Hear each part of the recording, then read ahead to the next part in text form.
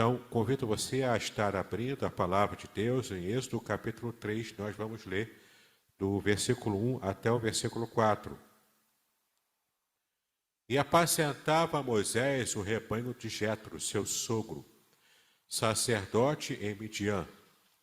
E levou o rebanho atrás do deserto e chegou ao monte de Deus, a Horebe.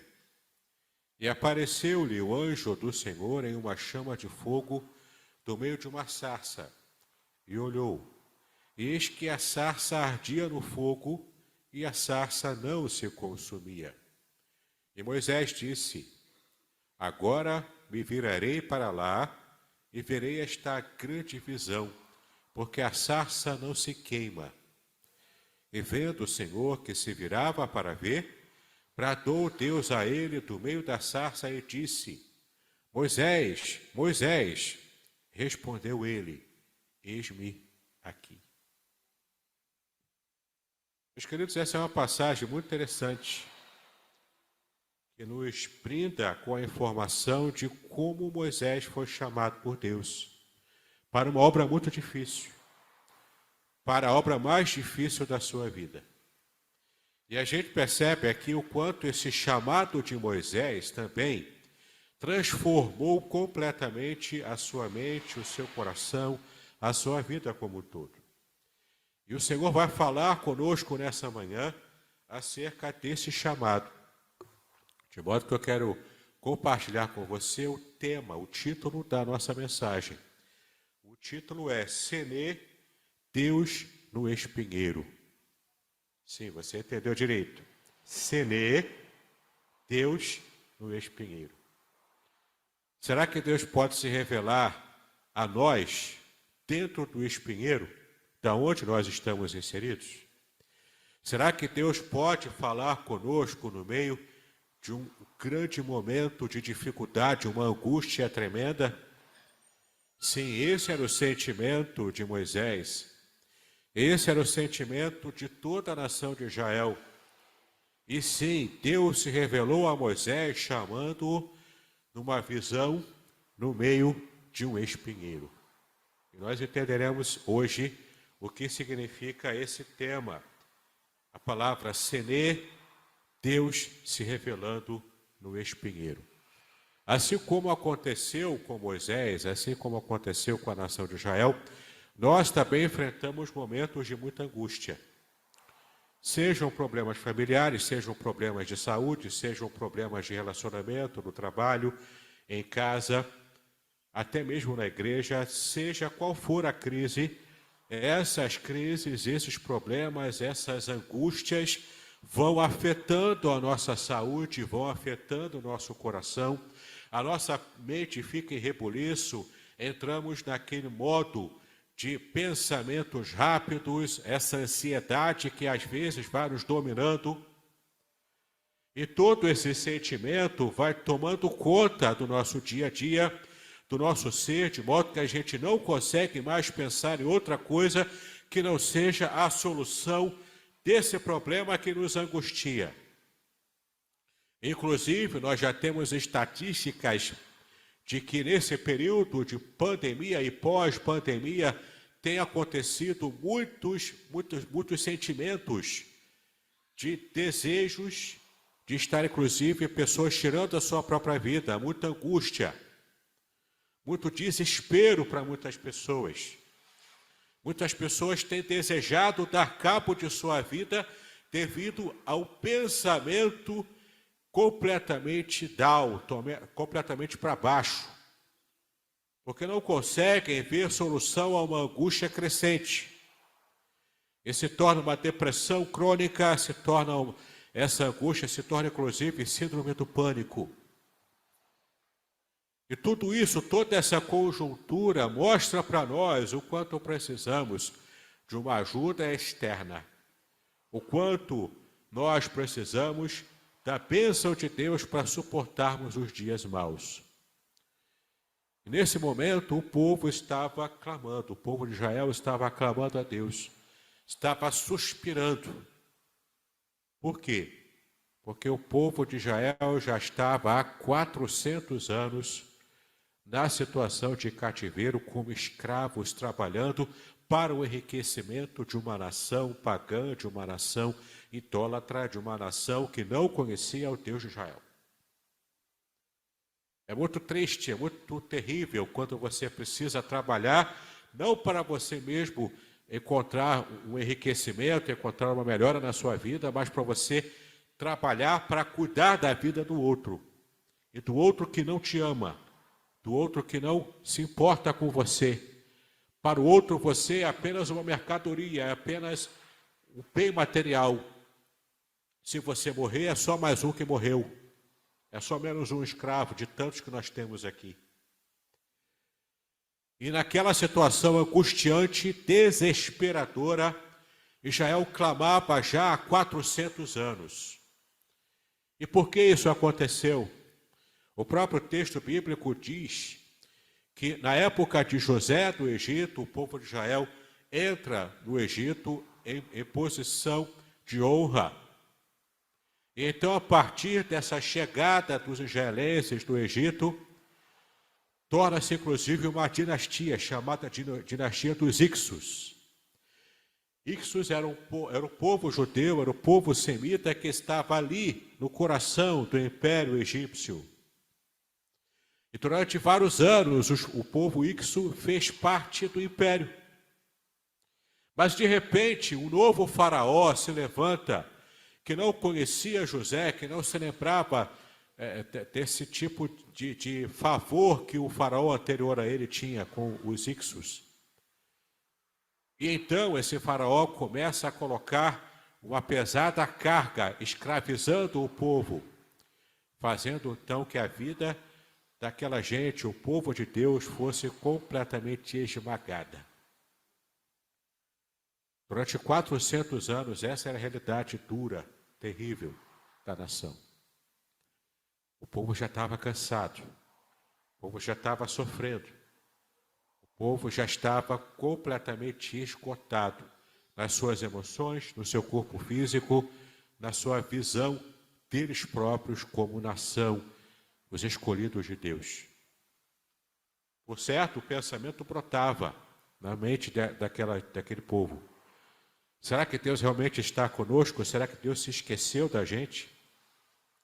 Será que Deus não está olhando para a nossa situação?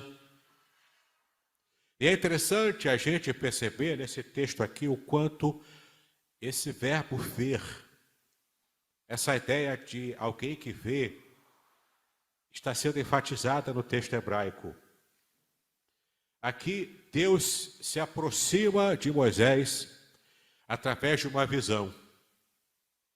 É interessante que o texto é muito claro ao dizer que Deus viu o sofrimento da nação. E Deus também viu o próprio Moisés. O texto diz isso. E como é que Deus chama a atenção de Moisés? Através de uma curiosidade movida pela visão. Enquanto o povo clamava e se perguntava, será que Deus não está enxergando o nosso sofrimento, que já dura 400 anos? Quando chama Moisés, Deus está falando, eu vi o sofrimento do meu povo, eu ouvi o clamor do meu povo. E Deus chama Moisés com aquela visão específica dessa sarça que ardia e não se consumia. Moisés, então, pastoreando o rebanho do seu sogro Jetro, já aqui no versículo 1 diz que ele fez, o que ele fez? Ele estava levando esse rebanho para pastar atrás do deserto. Qual era o objetivo dele em fazer isso? Se destacar. Ele estava se destacando, levando o seu rebanho, o rebanho do seu sogro, para estar pastando em um ambiente destacado, fora de campos de outras pessoas, para que não houvesse nenhum tipo de problema dele estar colocando o seu rebanho para pastar em campos alheios. Se algo acontecesse, alguém reclamasse, olha, você está bebendo da água do meu campo, você está trazendo o seu rebanho para pastar no meu campo. Isso dava briga, isso dava problema, isso dava, inclusive, gerava inclusive morte. Então, para poder não ter problemas com isso, aquele posicionamento ético que Moisés estava tendo naquele momento, muito provavelmente por orientação do seu sogro Jetro. Então Moisés leva o rebanho do seu sogro para pastar num lugar destacado, num lugar isolado, em que ele tinha certeza de que não teria problemas de estar levando o rebanho para pastar em campo alheio. Então, com essa atitude, com esse objetivo em vista, ele destacado, sozinho, o rebanho lá se alimentando, ele esperando o rebanho pastar, ele então percebe, nessa visão especial, que também num lugar diferente, destacado, fora ali, daquele ambiente, do pasto do rebanho de Jetro, ele então olha e percebe esse espinheiro. A sarça é um espinheiro. Eu fiz aqui um levantamento de que muito provavelmente essa planta, conhecida como sarça, como espinheiro, provavelmente era a moreira silvestre negra, cujo nome científico é Rubus sanctus, em latim.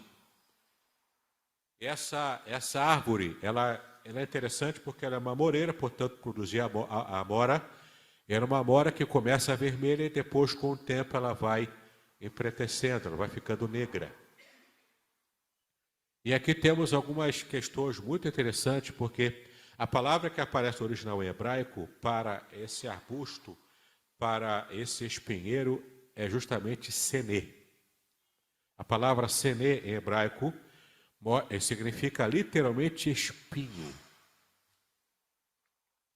E aqui já começamos a fazer conexões. Deus se revelando a Moisés no meio de um espinheiro, de uma sarça, que produzia frutos. Fruto vermelho, que aponta para o sangue de Cristo. E esse espinheiro também aponta para o momento crucial também nos sofrimentos do Senhor Jesus, em que pegam uma coroa de espinhos, encravam aqui na fronte do Senhor Jesus. E isso produz um sofrimento, uma dor insuportável, um sangramento, uma hemorragia, porque todos os vasos sanguíneos aqui da cabeça estavam aqui, sendo jorrados. Todo o sangue estava sendo jorrado quando colocaram com violência aquela coroa de espinhos.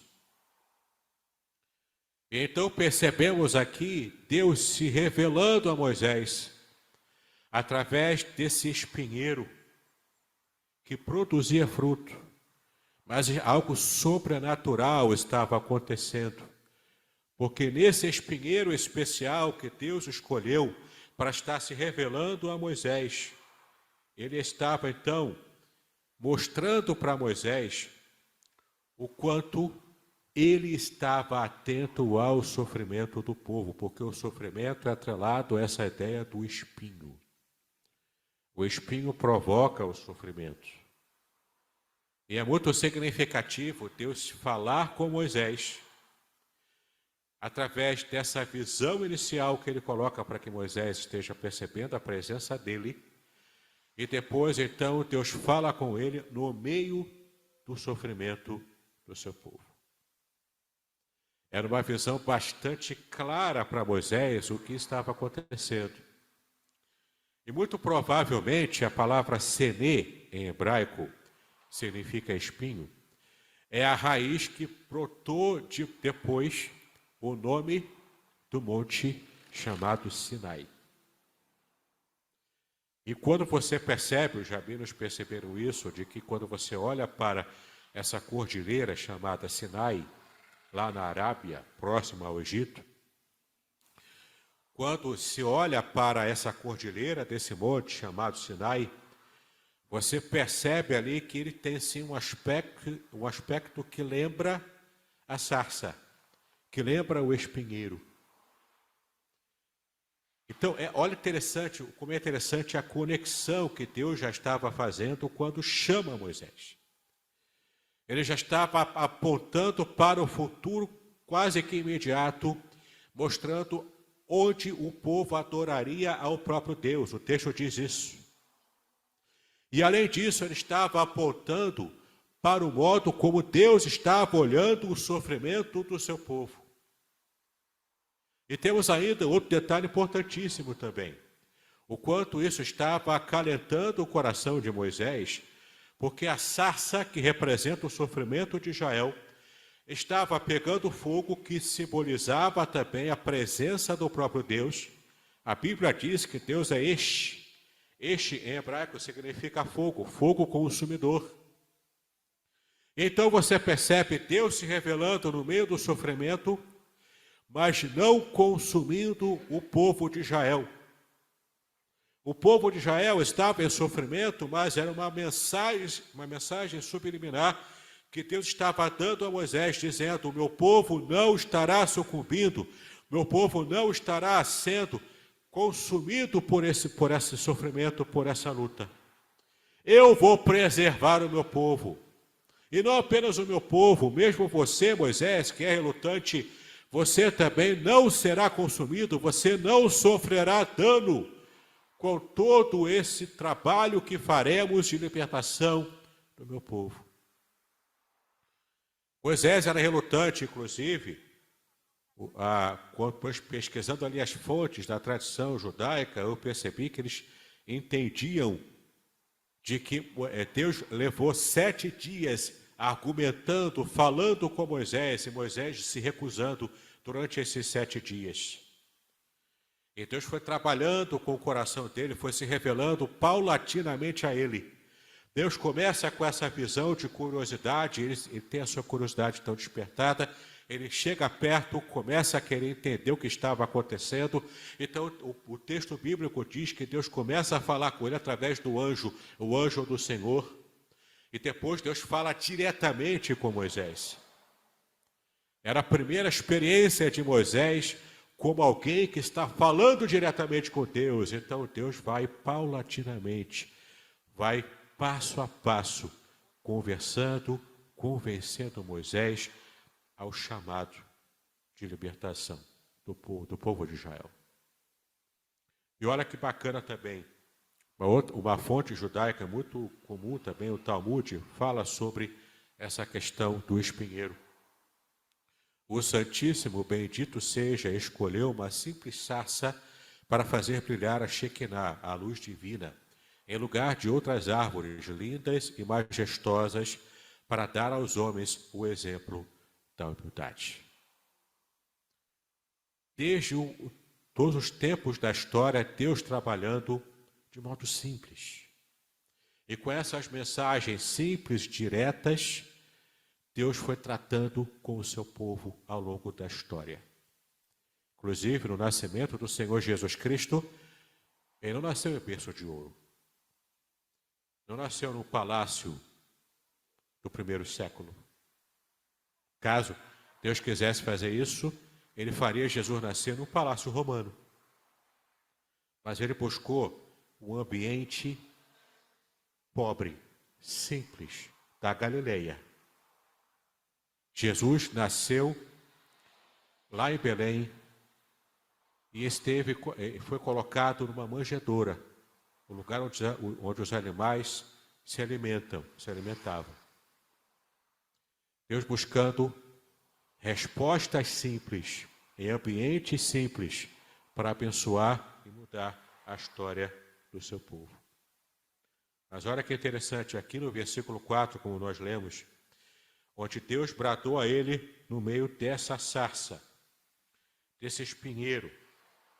Da mesma maneira, Deus esteve tratando também com Abraão e com Jacó. Que maneira é essa? No versículo 4 diz que Deus chama Moisés, repetindo o nome dele 2 vezes.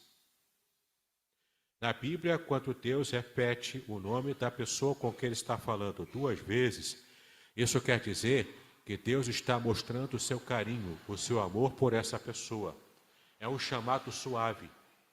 É o chamado abençoador com carinho para essa pessoa. Então Moisés estava aqui sendo chamado por Deus inicialmente com esse carinho, dessa forma carinhosa. No versículo 5, nós percebemos que Moisés, então, é instado por Deus a tirar as sandálias dos seus pés. E às vezes ficamos perguntando por que Deus fez isso? Ok, o lugar era santo porque Deus estava se revelando ali, e o lugar onde Deus se manifesta se torna um lugar santo. Mas por que essa prática de tirar as sandálias dos pés? Por que precisava estar descalço? Porque esse era o costume na época de Moisés, desde lá, o povo egípcio, quando ele recebeu a cultura egípcia.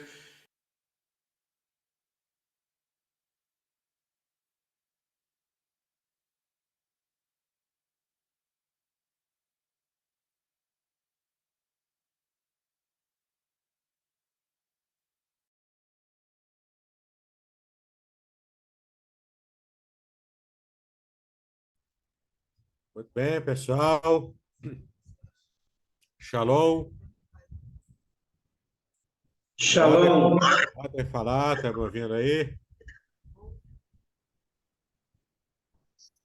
Sim. Shalom, shalom a todos. Estava aqui colocando no começo uma pregação minha que tem a ver com o que eu vou falar hoje na aula. Vou mostrar para vocês, né, no começo, aquela parte inicial de curiosidades bíblicas, né? Eu coloco aqui. Como vocês demoraram muito a entrar hoje, então rolou um tempo maior da mensagem, mas depois vocês podem buscar lá, na tela você vê o título, né? Senê, Deus no Espinheiro. Essa é uma mensagem que eu vou tratar hoje, algumas coisas aqui, vou explicar para vocês em hebraico, porque eu faço menção ali, mas não posso aprofundar muito porque é uma igreja, né? Não dá para ser muito técnico num culto, era um culto da manhã que eu estive pregando essa mensagem. Mas tem umas conexões interessantes ali que na pregação eu faço, você depois assiste a pregação inteira, você vai ver. E também, a aula de hoje também eu vou falar alguma coisa sobre isso, tá legal? Bom, vamos começar então com uma oração. Vou pedir pro Emerson. Você consegue fazer a reza, Emerson? Emerson, tá vivo aí? Faz a reza Eu aí. estava avisando o pessoal aqui que eu vou orar. Criança em casa, vamos orar. Senhor, muito obrigado. Muito obrigado pela vida dos meus irmãos. Muito obrigado pela tua misericórdia e graça sobre as nossas vidas.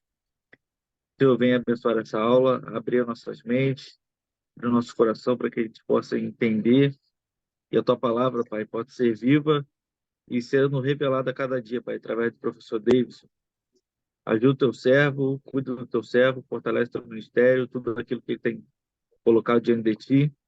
Fortalece esse seminário, abençoe esse seminário, cada colega, Pai, para que o teu nome venha a ser proclamado através dessa instituição, Pai, em nome de Jesus. Amém. Amém. Vocês já estão aqui com o texto bíblico na tela. Estamos aqui com o texto de Êxodo, capítulo 3, e estamos aqui no versículo 2, tá? Êxodo, capítulo 3, versículo 2. E apareceu-lhe o anjo do Senhor em uma chama de fogo no meio de uma sarça. E olhou, e eis que a sarça ardia no fogo, e a sarça não se consumia, tá? Então temos aqui algumas revelações importantes. A primeira delas é que quando Moisés estava pastoreando, né, os rebanhos de Jetro, o seu sogro, o texto bíblico diz que naquele momento ali, de repente, ele vê o anjo do Senhor, né? O anjo do Senhor, Malar Yahweh, ou Malar Adonai, ele é uma referência a Jesus, é uma teofania de Jesus no Antigo Testamento.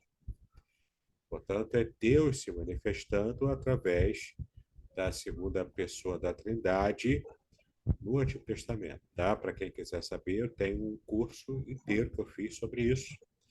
E um dos temas é justamente a teofania no Antigo Testamento, né, que o curso chama-se A Trindade Revelada na Bíblia Hebraica, tá? Então você tem ali várias informações sobre como a Bíblia mostra, né, no hebraico desde cedo, como é que acontece, né, para a Bíblia poder realmente revelar um pouco da Trindade, né, uma forma de se revelar a Trindade no Antigo Testamento, tá? Muito bem. Eu vou agora seguir aqui com a explicação. Deixa eu só colocar aqui a Flávia. Pronto. Então, já começa o texto dizendo que o anjo do Senhor é que apareceu para Moisés. Como é que aconteceu esse aparecimento? Ele veio uma chama de fogo do meio de uma sarça, tá? A chama de fogo no meio de uma sarça. E você já vê aqui que no dicionário Almeida, sarça é um espinheiro, não é? Está vendo aqui na tela já, a sarça é tida como espinheiro, de fato. A gente vai ver agora no original em hebraico, a gente vai abrir aqui, ó. Sarça, tá vendo aqui, ó? Sarça em hebraico é sená. Sená, que é um arbusto espinhoso, tá? Inclusive, nessa pregação, eu coloquei ali uma imagem, depois você volta e dá uma olhada lá na pregação que eu comecei no começo, e você assiste lá, tá? Mas tem uma imagem, provavelmente esse sarceiro aqui, ou essa sarça, é um arbusto espinhoso que produzia, muito provavelmente produzia amoras, era uma amoreira, tá? Que era uma árvore muito espinhosa. Então, esse fenômeno aconteceu, chamou a atenção de Moisés. Você assistindo a pregação, você vai ver detalhes interessantíssimos ali que eu coloco, que eu revelo nessa mensagem, tá? E uma parte dele, a parte mais técnica, a gente vai ver aqui agora, tá? Porque você vê aqui que a palavra sene, ou sená, né, no caso aqui, significa então arbusto, espinhoso, espinheiro, tá? É muito interessante porque a gente vai agora perceber também uma conexão linguística da palavra sene, em hebraico para o espinheiro, né, para a sarça, e a revelação também da palavra Sinai, tá? A palavra Sinai que também aparece aqui na Bíblia. A gente vai fazer uma busca aqui rápida. Deixa eu puxar aqui para fazer uma busca. Vamos achar aqui a palavra Sinai, tá? Sinai. Você vai ver aqui que já tem passagem aqui, Êxodo 4, não é Sinais, né? Monte Sinai. Fazendo sinais aqui, aí fica difícil, né? Deixa eu achar aqui, versículo 14, não, sinais também não. Vamos lá, vamos voltar lá para Êxodo 3. De repente ali aparece um monte de Sinai, né? Deixa eu colocar aqui. A Horeb. Aqui aparece Horeb, que Horev, em hebraico também é um dos nomes de Sinai, tá? Mas eu queria achar aqui o nome Sinai propriamente, Monte Sinai, né? Porque ele tem a ver com, com o nosso esquema de hoje, né? Que eu quero mostrar para você de modo mais técnico. Sinais, deixa eu ver aqui, deixa eu ter que achar um, né? Monte Sinai. Aqui, Sinai. Parece no capítulo 16, né? Parte no dia ali, toda a coroação dos filhos de Israel, veio ao deserto de Sim, que está entre ele e Sinai. Sinai é a cordilheira, né? Uma cordilheira ali que fica ali na Arábia, né? Na parte bem ao sul, abaixo, bem abaixo de Israel, próximo ali ao Egito, tá? Mas ali é Arábia, o Sinai é a região da Arábia. Deixa eu ver se aparece aqui, ó. Monte, também chamado de Horebe, situado entre os golfos de Suez e a Acaba. Esse monte foi dado a Moisés a lei, né? Então, é naquele deserto ali, tá? Agora, tem um negócio interessante aqui que eu quero mostrar agora para você. É a conexão da sarça, que é Senê, com o nome do monte chamado Sinai. Aqui você vê aqui, ó, Sinai, você está vendo aqui na janelinha. Sinai, tá bom? Significa espinhoso. Eu vou clicar aqui para você ver aqui embaixo, para ver com mais facilidade. Né? Tá vendo aqui, ó, Sinai. Tá? Aqui a transliteração está errada, né? Você está vendo que está errado. Mas você vê aqui, ó, Sinai significa espinhoso. A montanha onde Moisés recebeu a lei de Javé, localizada no extremo sul da península do Sinai, entre as pontas do Mar Vermelho, localização exata desconhecida. Tá? Mas você tem aqui uma possível alusão a essa proximidade aí, que é essa cordilheira do Sinai. Tá? É uma cordilheira ali. Bom, então... Pastor, Oi, diga. esse ditate que aparece aqui é referente ao Dicionário Internacional de Teologia Antigo Testamento? Isso, é o Dicionário Internacional Tá, de Teologia do Antigo. tá. Ele Obrigado. aparece aqui porque ele mostra a página, para você poder achar, né, Uhum. qual página está. Sim, Tá bom? obrigado. Tá, isso aqui, ó, o N é substantivo, ou no caso nome, né? Nome, porque é o nome de lugar, então nome próprio locativo, né? De lugar. Entendeu? É isso que significa aqui, né? Tem várias formas também, né? Então, Sinai, tá? Significa também, ó, espinhoso, porque vem de Senê. A raiz é Senê, que é espinho, não é? Então, espinhos. Então, você já tem aqui, isso também falo na pregação, você já tem aqui uma referência linguística, uma interligação, tá? Um hiperlink, se você preferir, que mostra que a raiz que deu origem à palavra sarsa ou sene em hebraico é a mesma raiz que deu origem à palavra Sinai. E isso também tem uma conexão interessante. Por quê? Deixa eu ver se aqui parece que aparece um mapa, né? Viu? Apareceu um mapa aqui. Enfim, né? Eu sei que ele aqui. Então, o que acontece? Você percebe uma conexão da palavra sene, sarça, ou arbusto, né, espinheiro, para o Monte Sinai. Ele tem o Monte Sinai, quando você vê lá, o que hoje a gente entende ser provavelmente o local do Monte Sinai ali, parece realmente como se fosse vários espinhos saindo da terra assim, né? Espinhos gigantes no monte.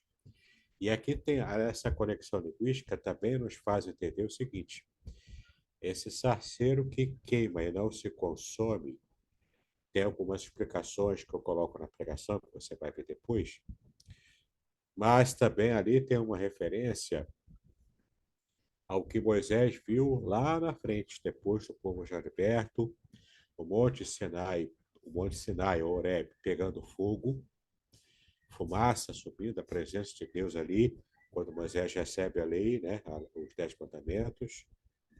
Você percebe ali que tem uma conexão também, até visual.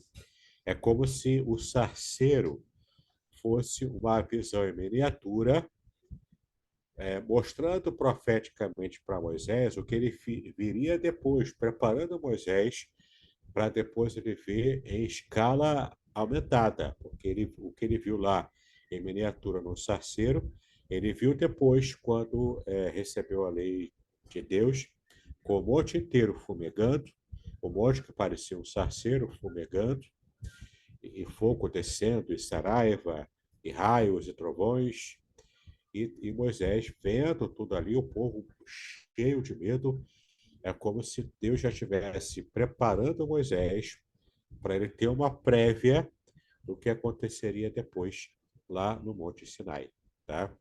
Então você tem conexão linguística, você tem várias conexões também que a cultura judaica traz, na pregação eu falo sobre elas. Assiste a pregação, ela é bem interessante, você vai ver muitos detalhes ali legais, tá? Para quem chegou depois, como a Kátia Flávia, o Wander Cat, e a turma aí, no começo, enquanto eu esperava vocês chegarem, eu fui tocando aqui um trecho, o primeiro trecho, né, vários minutos ali, da minha pregação. Você pode voltar aqui para ver qual é a pregação, chama-se Senê, Deus no Espinheiro, tá? No meu canal do YouTube, você procura Senê, Deus no Espinheiro, e você vai ver aqui, né? Você vai ver aqui o comecinho da pregação e assiste a pregação inteira. Vale muito a pena. Ali eu estou desmembrando o que eu estou falando aqui nessa primeira parte da aula, né? Ali eu desmembro e explico de um modo mais simples para que a igreja possa entender, mas ao mesmo tempo eu explico de modo direto, né? E aqui eu pude mostrar para você, tanto a palavra sarça, Sinei em hebraico, quanto também o nome Sinai, tá? O nome Sinai da cordilheira lá na Arábia lá, né? Ou também chamado de Monte Horebe. Esse é o mesmo monte, é ali que Moisés recebeu então a lei de Deus. Tá legal? Então é bem interessante você perceber esse tipo de conexão. Alguém quer comentar alguma coisa, fazer pergunta? Fale agora ou cale-se para sempre.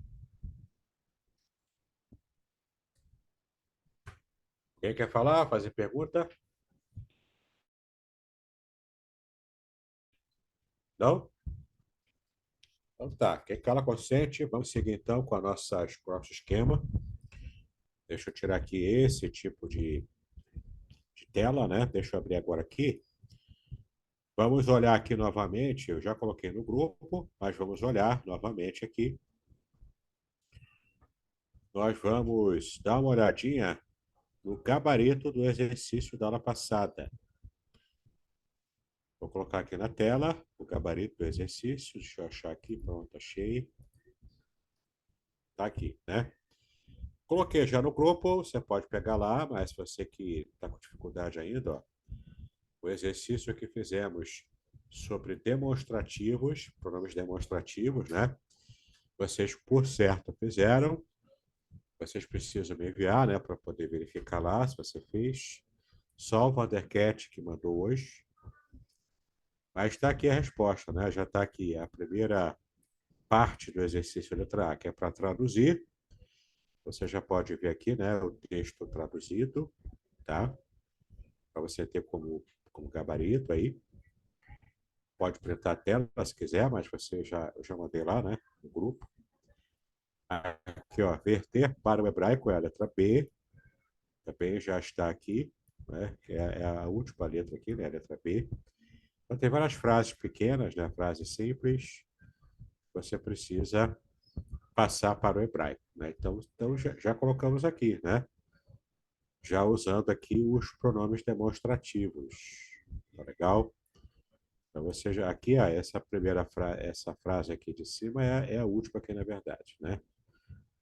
Então a primeira frase aqui, ó, este cara é bonito, já começa aqui, tá? Hakelev, Hase e a Fe, tá bom? E assim você vai seguindo, né, com as frases aqui, aí vai até aqui, e essa aqui é a última porque não teve espaço ali, tá? Então você já pode conferir aí se você acertou, né, se está de acordo, enfim, né? Acabou sendo aqui do lugar. Bom, muito bem. Então já vimos aqui o gabarito, você já viu. Alguém tem alguma pergunta sobre o exercício, sobre a matéria da aula passada? Tá tranquilo? Tá tudo bem? Todos bem, né? Que bom. Meus alunos são fera em hebraico. Por isso que eu posso cobrar na prova, né? Posso exigir muito. Meus alunos são muito feras em hebraico. Então tá bom. Vamos para a matéria nova. Eu acho que vamos terminar a aula hoje. Então vamos fazer algum exercício. Vamos terminar cedo, talvez a aula hoje, ou fazer um exercício em sala de aula, né? Já que vocês são tão feras assim, vamos chegar junto então, né? Estamos aqui com o material novo, né? A matéria nova aberta. Professor, shalom. Shalom, Kátia Flávia, diga aí. Só quero elogiar a tua fé de Abraão. A fé. E tem que ter fé, né, cara? Se não tiver fé, a gente não sobrevive, né? Sem fé é impossível agradar a Deus. Então tem que ter fé, né? Algum tipo de fé tem que ter. Não é? Já que vocês cenaristas fedem mais, eu, eu fedo menos, né? Tem que ter fé. Então tá, estamos aqui na lição 13, né? Infelizmente, a lição 13 a gente tem que, né, fazer assim. Lição 13, o interrogativo e o relativo, tá? São dois pronomes agora, né? Vimos aqui os demonstrativos da aula passada, e agora o interrogativo e o relativo, tá? É o que a gente vai ver aqui. Então, a gente já sabe, pelo menos vocês nessa altura do campeonato já deveriam saber, que na língua hebraica, o hebraico bíblico, não existem esse tipo de ponto aqui, ó. Não existe. Não existe nem o ponto de interrogação e nem existe o ponto de exclamação, tá? Não existia. Também não existia dois pontos, não existia vírgula, né? Vírgula para cá, né? Não existia vírgula, não existia nada disso. Não existia isso. Tá? A única pontuação do hebraico bíblico é esses dois pontos aqui, né? No final da frase, que era o equivalente ao ponto final, certo? Esse ponto aqui se chama sof pasuk, tá? Sof pasuk, que é o ponto final no final de uma frase, tá? No final de um versículo, de uma frase. Era desse jeito. Claro que o hebraico moderno hoje, ele já tem essas pontuações aqui, tanto a interrogação, a exclamação, dois pontos, vírgula, tem tudo. O moderno, tá? O bíblico não tinha. Então, para poder falar, poder usar algo parecido com a vírgula, vocês já sabem que no hebraico bíblico se usava muito o vav com conjuntivo, que é para dar essa ideia de acréscimo de uma série, né, que é acrescentada. Então, hoje usamos vírgula e botamos a conjunção e apenas na última, né, na última da lista. No hebraico bíblico, ela o e direto, né? É isso, é aquilo, né? Direto. Porque não existia vírgula. A vírgula foi inventada depois, tá? Só existia, como eu disse aqui, o sof pasuk. Os dois pontos também não existia, tá? Existia algumas pontuações ali como sinais passoréticos, que era algo parecido com dois pontos ou vírgula, tá? Mas não conta, tá? O que conta de fato era o texto corrido e o sof pasuk no final, certo? Bom, o que eu vou mostrar para vocês aqui agora, né? O hebraico moderno tem essas pontuações, o hebraico bíblico não tem, tá? Bom, o que eu vou fazer agora? Nós vamos ver como é que no hebraico bíblico se dava essa ideia de interrogação, o que acontecia, tá? Como que se firmava a interrogação? Pelos pronomes. Então, se usa o pronome interrogativo, já dava ali um indicativo de que é uma pergunta, entendeu? O relativo é o equivalente ao nosso que é o pronome relativo, né? Fulano saiu, deixa eu pensar numa frase aqui em português, né? Fulano, vírgula, que é bonito, vírgula, entendeu? Então é o relativo, é o que, tá? Ele demonstra uma relação, tá? Entre o que vai ser falado depois e o que foi falado antes. Então, temos aqui nessa lição de hoje, o 13, na lição 13, o pronome interrogativo para marcar a pergunta e o relativo para mostrar relação. Tá legal? No hebraico, os interrogativos são mi, que é quem, tá? Uma pergunta, isso é um pronome pessoal, tá? Quem, para uma pessoa. Então, para pensar comigo. Imagine que a escolha do professor Raimundo aquele personagem lá, né? Acho que é o Pedro Pedreira, eu acho que era ele, né? Que ficava lá puxando o saco do professor Raimundo, aí ele ficava falando quem, né? Se fosse em hebraico, ele perguntaria mi, né? Porque mi significa quem. E claro, mimimi é coisa que vocês fazem aí quando é época de prova, quando é época de fazer exercício, quando eu cobro coisas. Vocês ficam tudo perguntando quem, né? Vocês ficam só de mimimi aí, o tempo todo, né? Então, quem é mi em hebraico, tá? Se aparecer o pronome interrogativo mi, você já sabe que é uma pergunta, nesse caso aqui, se referindo a uma pessoa, tá bom? Então, o mi é invariável em gênero e número, e de forma também imutável. Tá legal? Como você vê aí na gramática, você já comprou, né? Bom, outro tipo de pronome também é o pronome ma. Tá vendo? Ma. Lembra do maná na Bíblia? Maná? Então, maná é que é isso. O que é isso? Porque tem aqui o pronome que para coisas, né? Então, maná, que coisa é essa? Né? É o ma.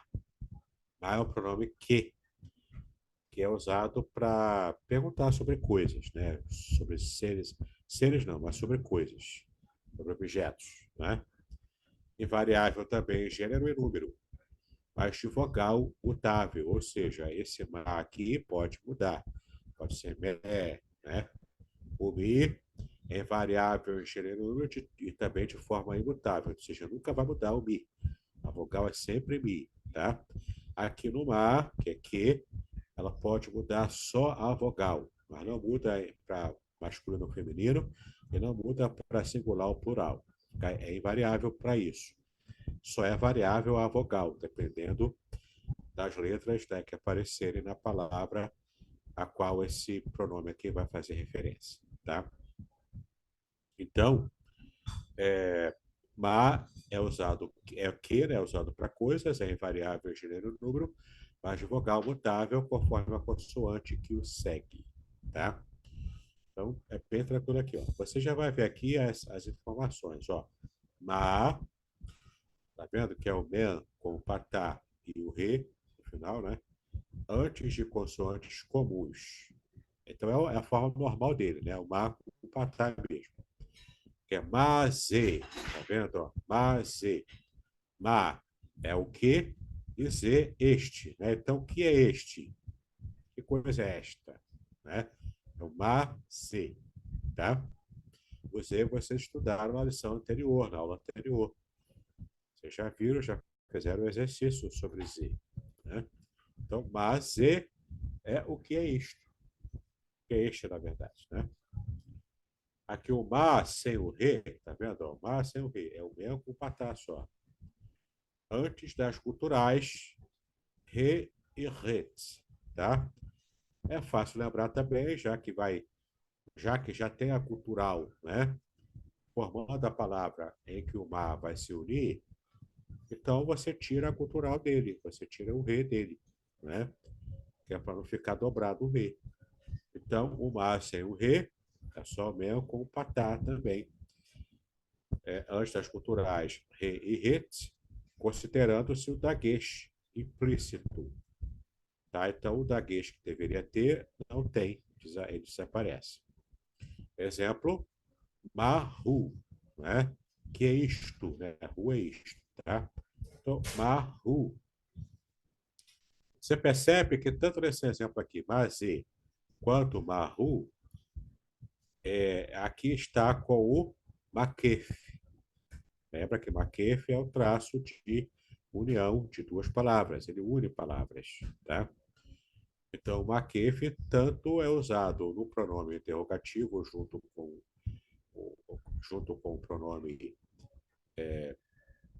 o pronome demonstrativo, né? Tanto aqui no maze quanto também no mahu, tá? E aqui você tem o mesmo uso do makef. Ma com kamatz e re não é? Ma com Kamatz e Re, tá vendo aqui, ó? Ele é escrito assim antes de Aleph e Resh, que também são culturais, tá? E às vezes diante do Ain também é cultural, né? Você vê que as culturais sempre acabam trazendo de algum tipo de exceção à regra geral, né? Sempre as culturais modificam de alguma forma. Então, o Ma com o Kamatz, Re, quando ele aparece antes, né, unido pelo Makef ali, de uma palavra que comece com Aleph, Resh e Ain, tá? Considerando-se o daguesh implícito também. Exemplo, Roe. Então, você tem aqui ó, a frase inteira, né? Ma atá roe. Tá vendo? Ma atá roe. Que vês tu, né? Roe é o verbo ver, que também quando vira substantivo, significa, é uma das palavras para profeta, porque o profeta é o vidente, é aquele que vê. Então, roe pode virar substantivo, então fazer referência ao profeta vidente. Mas roe, o verbo ra, é o verbo ver, olhar, tá? Então, ma atá roe, ou seja, o que atá tu, não é? E roe, ver, o que vês tu, que aparece em Jeremias 1:11, né? Então, olha que interessante, né? Você vê então que é o mar com camas re, tá legal? Pode acontecer também que aparece aqui o segol, né? Então fica o men segol re, o da vogal para segol.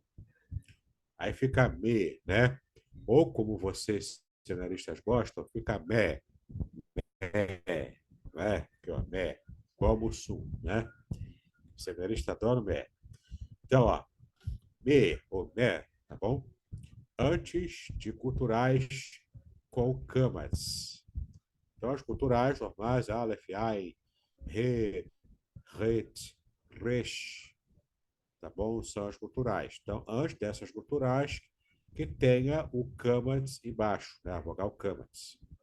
Exemplo, me ashita, ashita, né, no caso. Me ashita, tá vendo? Tem uma cultural, que é o ai, e o camas embaixo, então é me. Tá legal? O que fizeste?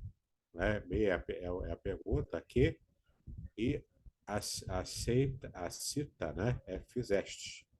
O tá aqui, ó, é o tu, tá vendo? Em sufixo.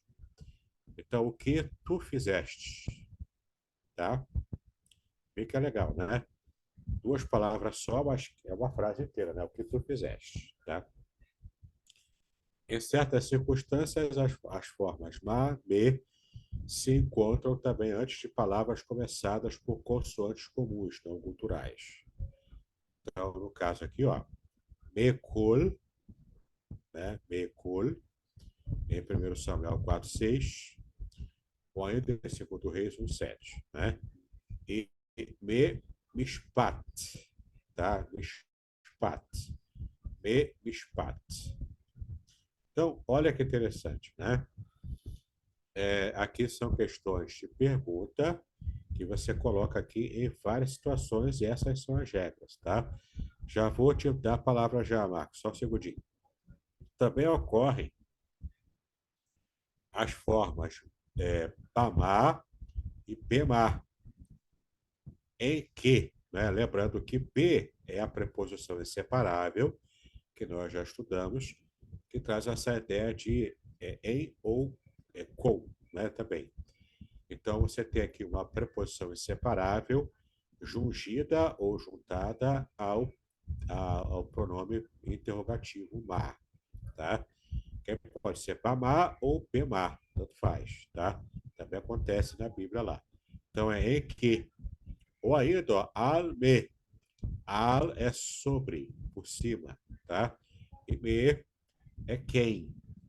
Então, sobre quem você se refere, você está falando, tá? Então, essas aqui são algumas regras. Deixa eu ver se tem mais. Tem alguma coisa ali, já é exclamativa ali. Então, de interrogativo é isso aqui. Faz a sua pergunta aí, Marcos. Tira Pastor, na letra D, aí na letra D, eu não lembro se já foi falado ou eu busquei, mas um exemplo, o que que faz aqui embaixo, no sobre quem, do A, me, ter uma QF, e lá em cima, no me, hashtag, não ter uma QF? aqui a chita, né? A chita, Aqui, e embaixo, é, aqui no A, a- me tem uma QF, lá em cima não então, tem. em geral, tem uma queixa, tá?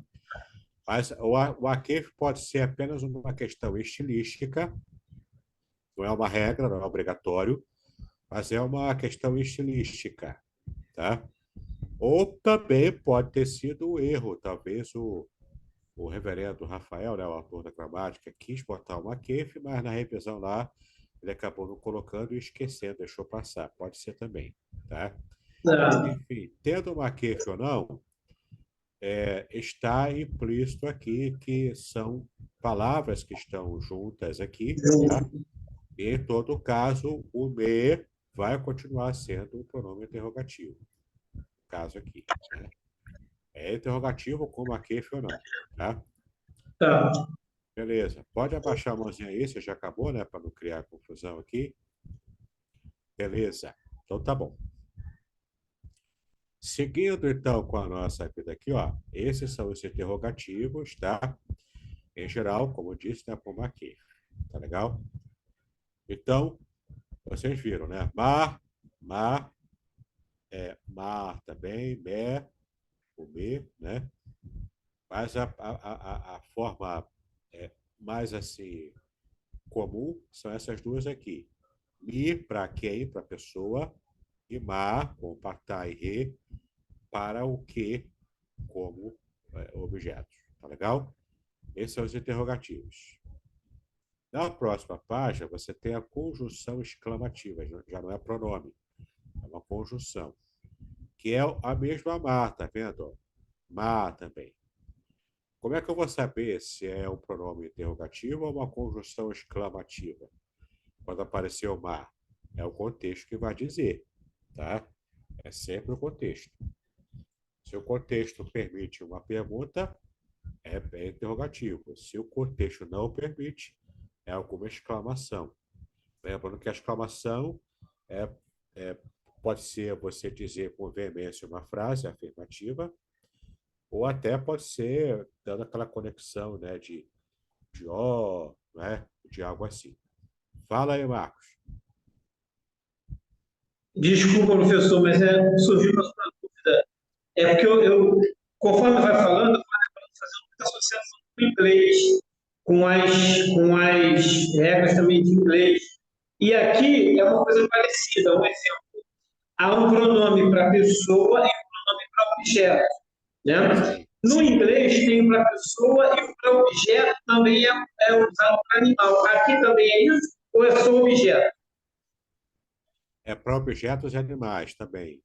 Tá, Porque quem é só para ok. pessoa, tá bom? Tá, obrigado. Beleza? Baixa a mãozinha aí para não confundir. Beleza, continuando aqui então, ó. Então, você tem aqui uma conjunção exclamativa que também é mar. É o mar com patar, né? Para não confundir, você tem que observar o contexto, já que a escrita é a mesma. E como não tem sinal no hebraico bíblico, né? Não tem o sinal de exclamação ou de interrogação, você tem que ver, quando se deparar com o pronome, ou no caso aqui da exclamação, né? A conjunção exclamativa, você vai olhar o contexto, tá? Então, a conjunção exclamativa amar pode considerar como uma conjunção exclamativa. Exemplo, ó, marrov, marrov, né? Ha e o se. Tá legal? Então, você está vendo aqui, ó, quão bom é este dia, né? Então, ma aqui está fazendo o papel de conjunção exclamativa, porque não faz sentido você entender que é uma pergunta. Quão bom é esse dia? Até que faz sentido, né? mas faz mais sentido você entender como exclamação, tá? Ou também pode ser classificado, né, por um advérbio, como, por exemplo, aparece aqui em Gênesis 44:16, né? O mar nitzetadak, tá vendo? E como nos justificaremos? Né? Uma pergunta que se faz aqui, tá? E que esse o aqui é o verbo conjuntivo, né? Que está junto aqui usando a regra lá do verbo conjuntivo. Então é o verbo conjuntivo, né? O e aqui, ó. Mar é o advérbio, né? Que também traz essa ideia de pergunta, né? Que é o equivalente ao como, tá bom? E unir é uma marca do verbo que eu vou estudar ainda, que está no Nifal, tá bom?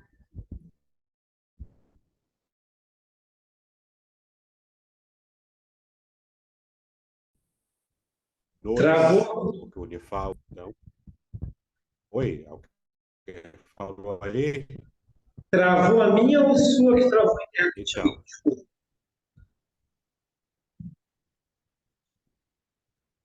não, eu, Tá, do pastor está eu acho que travando. eu tô travando, minha internet está ruim? Alô, alô? Minha Parece internet que ficou está ruim, mais é no isso? banco do que eu também. Espera aí, deixa eu ver se tá a minha internet ruim. O tempo tá chuvoso, né? Pode ser isso. Voltou ao normal aqui? Ou não? Voltou. Continua? Voltou, voltou. Voltou normal. Beleza. Aonde foi? Aonde que eu travei? Então, diz aí para eu retomar. Só parou no como Só dizer aonde foi justificaremos. que eu travei. Tá, então eu não perdi muita coisa não, né? Vou voltar aqui então. Ó. Bom, então, ó, e como nos justificaremos, né? Essa frase aqui, ó. Como nos justificaremos, tá? Então você tem aqui a expressão em hebraico uma nitztadak, tá? Nitztadak. O é o verbo conjuntivo, tá? Que é o e. Esse é o verbo conjuntivo, que é o e. Mas ele está funcionando aqui como um advérbio também, tá? Funciona como advérbio que traz essa ideia da pergunta. O advérbio aqui é como, tá? O mar aqui é o advérbio como, tá legal? Que é o advérbio de modo, não é? Que na frase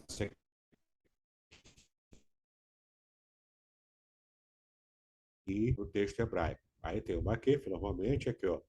Nitzetadak, tá bom? Nitzetadak. Então, o Nitzetadak é nos justificaremos. Por que nós? Porque esse formato uni aqui, que vamos estudar ainda, está no Nifal, e Nifal traz essa ideia de voz reflexiva, tá? Do verbo. Então, é o verbo que o agente da ação pratica essa ação que tem reflexo nele próprio, tá? E vamos estudar bem lá na frente ainda. Isso é uma matéria mais avançada, o verbo, tá? Espero que dê tempo, né, de a gente poder estudar. Então, o li, portanto, é a marca do Nifal, Dadak, Sedadak, né? Ele é o verbo justificar. Então, é uma pergunta que se faz, como está aqui em Gênesis 44:16.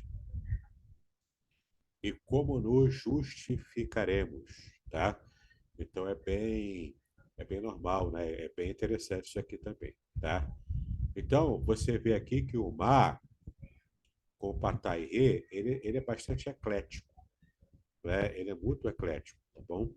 Ele pode ser também uma conjunção exclamativa e até mesmo um advérbio, que é o advérbio como, tá? Que traz essa ideia de pergunta também, tá legal? São possibilidades. Então, é sempre olhar o contexto para você saber como você vai interpretar, né? E claro, como o hebraico aqui é instrumental, você vai estar inseguro ainda, né, na hora de fazer uma tradução direta do hebraico, você confere, então, traduções já feitas em português, em inglês também, se você tiver acesso, espanhol, a língua que você tiver acesso, faça comparações, né? Para você então perceber se você está entendendo certo ou não, né? Isso pode te ajudar também, tá legal? Bom, o pronome relativo, ele também pode ser uma dessas formas, né? Que é o sinal do acusativo, tá? O acusativo, portanto, para quem estudou grego aqui, deve estar lembrando, o acusativo é a marca do objeto direto. É a declinação, né, que mostra o objeto direto, tá? Então, o sinal desse acusativo é o que aponta para o objeto direto. O pronome me, que é o pronome interrogativo, né, que aqui está exercendo esse papel, né, do acusativo, é o sinal do acusativo, admite sinal de acusativo. Por exemplo, aliás, o me está junto com o sinal do acusativo, que é o it. Você já deve estar lembrando, né, que o it aparece já em Gênesis 1, versículo 1. Você já está lembrado disso, né? Bereshit, bara Elohim, et hashamayim, vehet haaretz. O it já aparece desde lá. Ele é a marca, ele não tem tradução para o português, tá? Esse it é a marca do objeto direto, é o acusativo. Ele aponta para o acusativo, ele aponta para o objeto direto. Não tem tradução. Na cultura judaica, especialmente usando a parte esotérica, é que usa, né, que isso aqui é o Aleph, Tav, é o início e fim. Aí Jesus faz menção a isso, quando ele disse, né, que eu sou Alfa e o Ômega, é o Aleph, Tav. Tá? Mas gramaticalmente, isso é apenas uma interpretação espiritualizada, né? Usando até a questão aí, né, do pensamento esotérico judaico, mas para a gente não conta. Para a gente o que conta é a gramática. E a gramática aqui ele é apenas a marca distintiva que aponta para o objeto direto. Na sintaxe hebraica, do hebraico bíblico, tá? Na sintaxe do hebraico bíblico é diferente da sintaxe em português. Deixa eu abrir aqui. Eu vou abrir aqui um quadro para poder escrever melhor aqui e vocês verem o que eu vou explicar agora, tá? Na sintaxe em português, tá? Sintaxe em português, vamos lá. Português. Como é que é o sistema da nossa sintaxe? É sujeito mais verbo mais complemento, que pode ser um objeto, né? Pode ser um complemento nominal, enfim, né? Em português, essa é a nossa ordem sintática.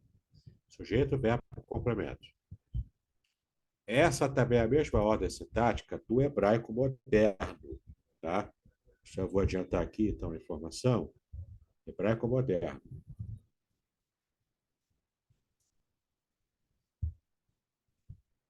É assim que funciona, tá? No hebraico moderno e no português. Essa é a ordem sintática, sujeito, verbo, complemento. Agora eu vou marcar para você como é que é no hebraico bíblico, tá? Hebraico bíblico, a ordem é diferente, a ordem é natural. Isso é importante você perceber por quê? Porque quando no hebraico bíblico foge à ordem natural, é para dar ênfase. É um texto enfático. Então, você pode perceber uma nuance de ênfase no texto quando inverte a ordem que eu vou passar agora para você. No hebraico bíblico, o primeiro é o verbo, depois é o sujeito e só depois que é o complemento. Tá? Assim é o hebraico bíblico. Tá bom? Então, por quê? Porque no hebraico bíblico a ação tem mais importância. Agora você entende por que Jesus disse por que João disse, né? Que Jesus é o verbo de Deus, é o Logos, é o verbo. porque o verbo é a palavra mais importante em geral de qualquer língua, mas especialmente no hebraico. E no hebraico, a ordem dos fatores altera o produto, porque no hebraico, não na matemática, claro, na matemática é igual, mas no hebraico, na linguística hebraica, o que vem primeiro é o mais importante. Isso vale até para a ordem dos livros da Bíblia hebraica. A Bíblia hebraica é Torá, Neviim, Ketuvim, né? Torá, o Pentateuco, a lei, Neviim, os profetas, antes do exílio e depois do exílio, e por fim, no final, Ketuvim, que são os escritos. É toda aquela miscelânea de texto que não é Torá e nem profeta. Para eles tem importância. Para eles, Torá é mais importante do que profeta, e profeta é mais Torá e profeta é mais importante do que escritos, tá? Então o texto tem peso na cultura judaica. Por quê? Porque vem primeiro. Então o primogênito veio primeiro, ele é mais importante, o filho primogênito, né? Lá em Bereshit bara Elohim, né? No princípio do que? Da criação, criou Deus. Então tudo que vem no começo é mais importante, tem mais status na cultura e no pensamento hebraico. Então, como o verbo vem primeiro na sintaxe hebraica do hebraico bíblico, o verbo é o mais importante. Então, por isso que Jesus é o verbo de Deus, é o logos, né? Que João usa lá o termo grego para fazer referência ao verbo, é o mais importante, tá? Então, na sintaxe hebraica, primeiro vem o verbo exprimindo a ação da frase. Depois vem o sujeito, aquele que praticou a ação do verbo. E, por fim, o complemento, aquele que recebe a ação do verbo, tá? No caso aqui do Unifala, que eu estava explicando para você, o sujeito que pratica a ação é o mesmo que recebe a ação também, tá bom? Porque a voz é reflexiva, tá? Bom, deixa eu voltar lá para a nossa gramática. Vamos voltar lá, né? Beleza? Bom, estamos aqui, né? Então, o sinal de acusativo pode vir junto com o pronome, tá? O pronome interrogativo. Então, ó, it me, né? Aqui o it é o acusativo, né? Que é o que aponta para o objeto direto. It me asakti, né? Asakti, tá vendo? Ashakti, né? Então você tem aqui essa expressão, a quem oprimi, tá? Então, a Shakti, o I aqui, ó, é o sufixo do ani, né, que é a primeira pessoa, portanto, é eu. It, não tem tradução, é a marca do objeto, e me, ou seja, eu, a quem, né, a quem, o me aqui, ó, o me é o objeto direto. Que nesse caso aqui, nessa frase, veio primeiro o objeto direto, e depois é que veio o verbo com o sujeito embutido nele. O sujeito aqui está marcado no pronome, no sufixo pronominal, né? Que é o i, que é o iud, né? O hirik iud. É a marca do pronome de primeira pessoa no singular. Então, a pergunta aqui, a quem eu oprimi? Você vê que o it, né? Talvez algo que ajuda a marcar aqui é o a, né? Não é propriamente uma tradução, mas é para poder indicar que o i aqui é o objeto direto, né? E o it está marcando, está apontando para ele, tá? Novamente aqui, ó, como aqui, né? Colocado aqui. Então, it e rachakti, né? A quem eu estive oprimindo, né?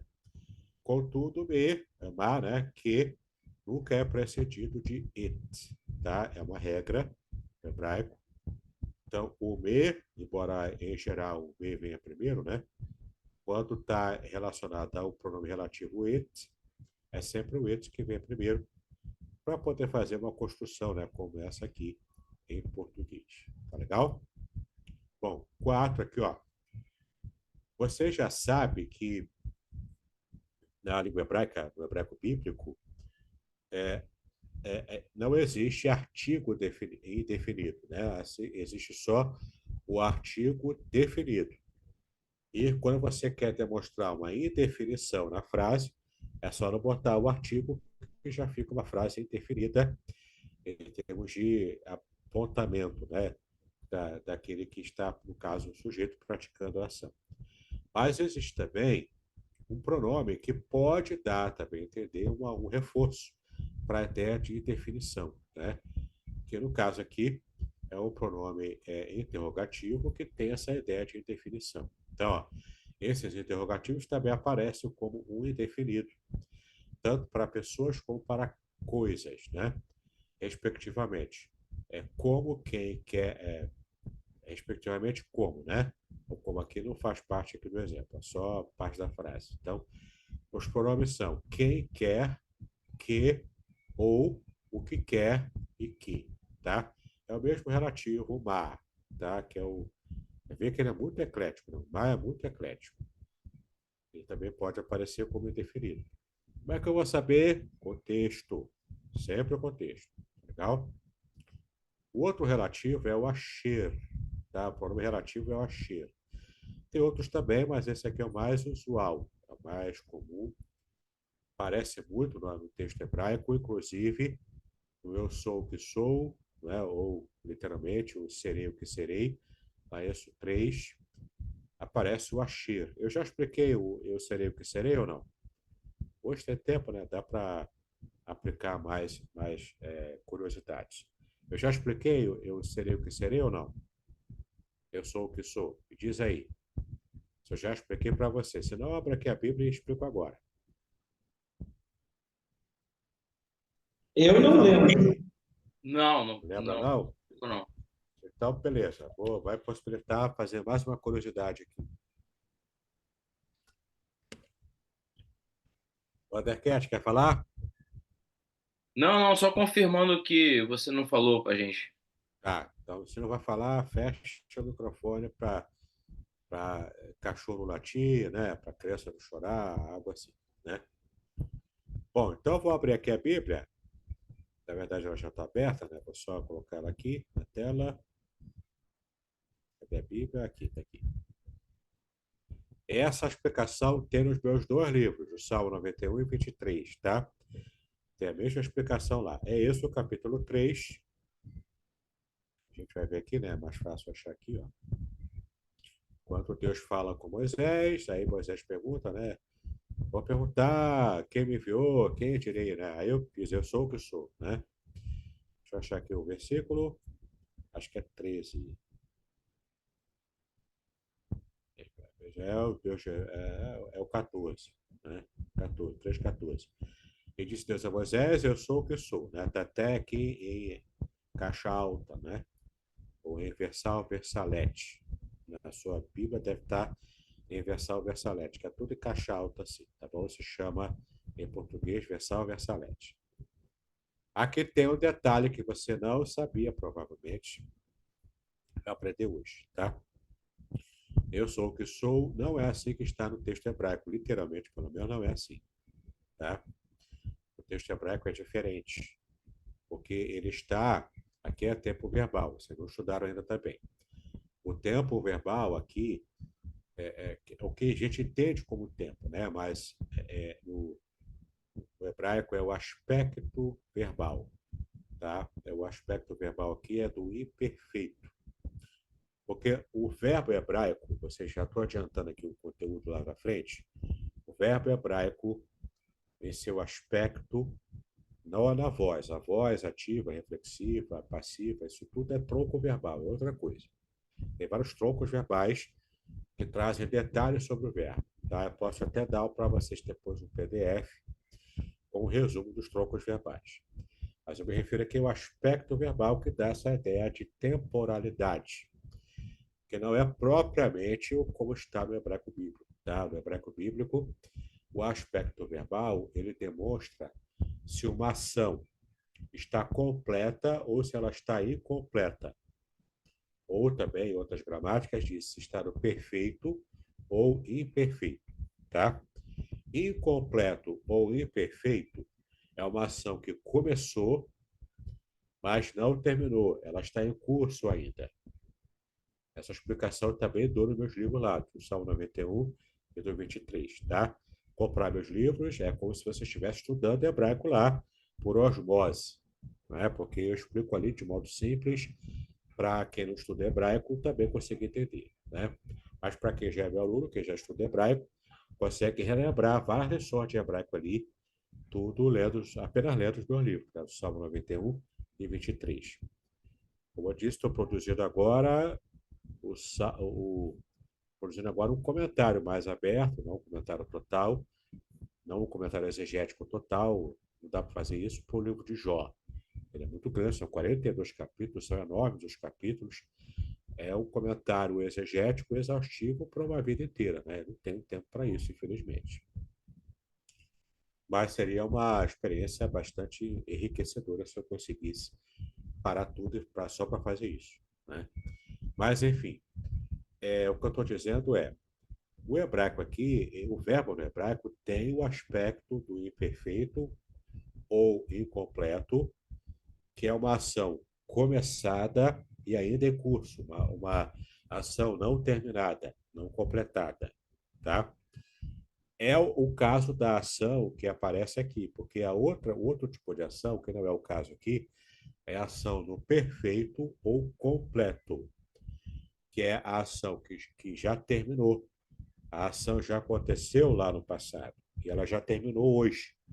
Então ela já está completa ou perfeita, porque não tem mais o que acrescentar para essa ação, porque ela já está perfeita, ela já está completada, tá? Então, quando o verbo está no imperfeito, você se traduz em português no tempo presente ou futuro. Aí depende do contexto também, porque em português você pode entender o imperfeito como sendo presente, uma ação que ainda está acontecendo agora, ou no futuro, porque dependendo aqui do aspecto na frase, o aspecto verbal, ele pode jogar para frente, para o futuro mesmo. Então, tanto admite o presente quanto o futuro na tradução para o português. Na tradução do verbo perfeito, ou seja, completo, já com a ação terminada, você também pode traduzir como presente, mas é o mais comum você traduzir como passado, porque é uma ação que já aconteceu, já está terminada. Então, é uma ação que você teve no passado e já está terminada, completa, ou você traduz como presente, mas uma ação que não está mais em curso. Você está no presente, mas a ação já aconteceu. É uma ação pontual, tá? Ela já está completa, ela já está perfeita, ela já aconteceu.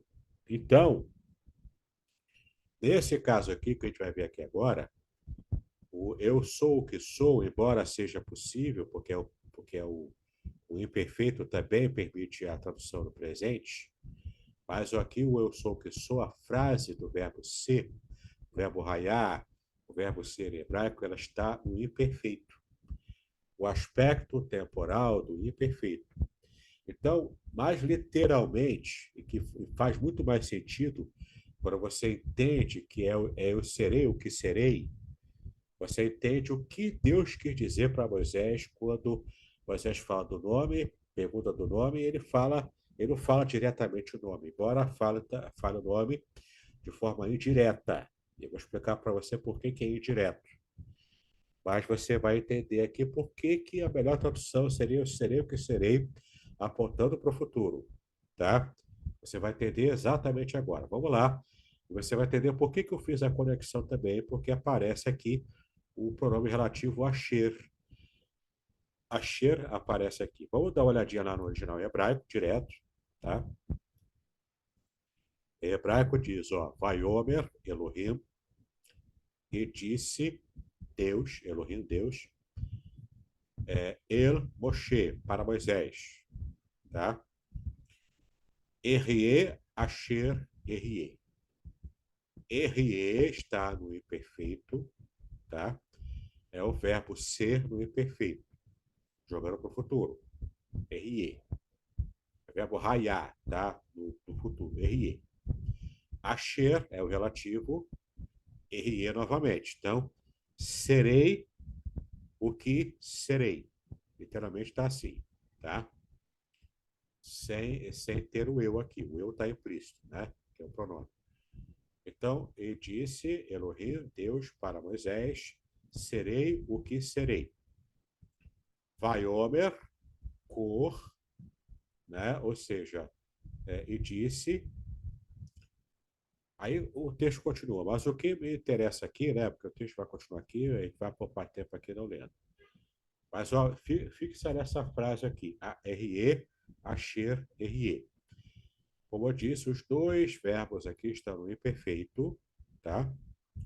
Mostrando, portanto, uma ideia, uma ação que começou, mas não terminou. Então, quando Deus fala e usa o verbo raiar no imperfeito, o verbo raiar é o verbo ser. E aqui me permite uma teologia barra filosofia, que antes de me casar, quando eu era noivo ainda, eu expliquei essa teoria aqui para a família, né, para minha esposa hoje, né, minha sogra na época também, né, ela teve dificuldade para entender, ela até se escandalizou, achou que eu estava falando heresia lá. Veja só, né? Ela achou que eu era seminarista, falando bobagem, falando heresia assim direto. Né? Então, eu expliquei que, na verdade, do ponto de vista exegético, aqui nesse texto, e também puxando para o lado filosófico barra teológico, Deus não existe. Mas não no sentido que o ateu diz. Né? Deus nega a existência de Deus, porque para o ateu é como se o mundo existisse, né? Sem a ingerência de um criador. Não é esse o sentido. Mas Deus não existe, do ponto de vista filosófico teológico, no sentido de que Deus não está sujeito à existência como nós estamos, como os anjos estão, como qualquer criatura está. Porque Deus é um ser incriado. Como Deus não foi criado por ninguém, ele é autoexistente, é como se tecnicamente ele não estivesse preso à contingência da existência como toda criatura está. Ele é a causa não causada em teologia, né? Ele, portanto, é a fonte de toda a existência. Ele é a fonte de toda a vida. Então, porque ele é a fonte de toda a existência, de toda a vida, ele está além disso. Ele está além da existência, da contingência de existência. Ele está muito além disso. Porque ele é a causa primária de toda a existência. Então, olhando por esse prisma, por esse ponto de vista, Deus não existe. Deus é. Deus é eternamente. Por isso que ele disse, eu serei o que serei. E por que está no perfeito e a melhor tradução é para o futuro? Porque a questão aqui, que você pode ver, no texto, né? Disse Deus a Moisés, eu sou o que sou, eu serei o que serei. Né? Ou seja, é o verbo raiar, você pode ver aqui, ó, o verbo raiar, é o verbo ser no imperfeito. Tá? Jogando para frente, portanto. E olha que interessante, tá? Moisés é que pergunta porque ele está numa situação difícil. Tem que libertar o povo do Egito. Sozinho, Moisés não consegue. Precisa do poder de Deus para poder operar milagres. E ele, então, ser apenas um servo usado por Deus para executar o que Deus queria fazer. Não é? É como se fosse a mão de Deus humana para fazer a parte humana e Deus, com a mão sobrenatural dele, fazendo a parte divina, que é a parte sobrenatural. E por que no futuro, portanto? O que Israel precisasse que Deus se tornasse para que a libertação do Egito acontecesse, Deus promete aqui, com esse nome dele, que é a razão da própria essência, o verbo raiar, o verbo ser no imperfeito, tá? Ele, portanto, dizendo que ele é o eterno, que está fora do tempo, e que ele é a razão da própria existência, tá? Veja tudo que está embutido aqui no aspecto imperfeito do verbo ser, verbo raiar. Tudo isso aqui está embutido. E ele diz o seguinte, o que Israel precisar, pragmaticamente, que eu seja, que eu me torne, para que eu esteja agindo e providenciando e trazendo provisão para Israel. Ter que tirar do Egito com praga, eu faço as pragas para Israel. Eu tenho que abrir o mar vermelho, eu abro para ele. Eu tenho que trazer nuvem para proteger do sol, eu trago. Tem que fazer a nuvem de fogo para iluminar de noite e proteger Israel do inverno intenso do deserto, eu faço também. Tem que trazer codorniz, eu trago. Tem que trazer maná, eu trago. Tem que fazer brotar água, eu faço brotar da rocha. Tem que fazer a sandália andar sem desgastar, eu faço. Então, Deus está apontando que ele é o provedor, é o agente principal do êxodo, da libertação, e isso está implícito no que ele falou aqui, no verbo ser, mostrando que ele é o eterno, que ele é a razão da existência.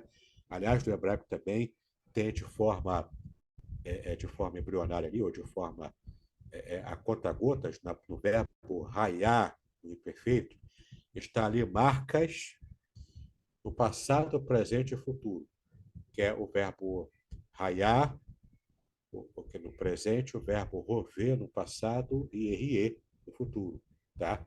Está embutido ali no verbo errier, tudo ali junto, em partículas, né? Das consoantes que aparecem ali.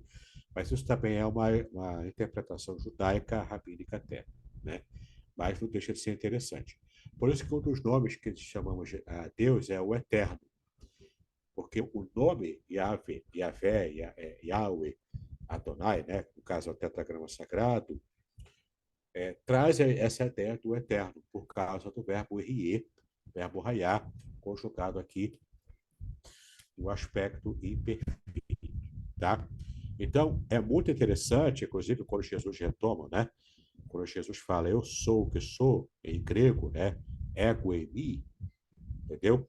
Ele está, sim, fazendo referência ao nome de Deus em hebraico, porque Jesus falou em aramaico, pensou em hebraico-aramaico, não é? Pensava praticamente em hebraico mesmo, mas falava em aramaico, que era a língua corrente, mas foi registrado em grego. Aqui era uma referência, e hebraico não se dá ponto sem nó. Era uma referência, sim, à divindade do próprio Cristo, quando ele usa o eu sou o que sou. Eu sou o que sou. Ele disse isso retomando o que Yahvé disse aqui, lá no passado. Tá bom? Entendeu? Tá com pergunta? Quer falar alguma coisa? Sua cabeça explodiu? Você ficou careca, como eu fiquei também? Como é que tá a situação aí? Diga para mim.